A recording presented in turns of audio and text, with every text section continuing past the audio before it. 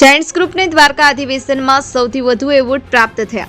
Giants people's foundation દ્વારા દ્વારકા મુકામે અધિવેશન યોજાયું, જેમાં જાયન્ટ્સ હિંમતનગર શહેરને 6 એવોર્ડ અને 2 ઇન્સેન્ટિવ તથા જાયન્ટ્સ હિંમતનગરને 2 એવોર્ડ પ્રાપ્ત થયા છે। બંને ગ્રુપના પ્રમુખ શ્રી પંકજભાઈ મહેતા તથા શ્રીમતી સોનલબેન મહેતાને તથા ગ્રુપના તમામ સભ્યોને ખૂબ ખૂબ અભિનંદન। આગામી વર્ષ માટે ઉપરોક્ત બંને પ્રમુખોની વરણી કરી તેમની શપથવિધિ દ્વારકા મુકામે કરવામાં આવી છે।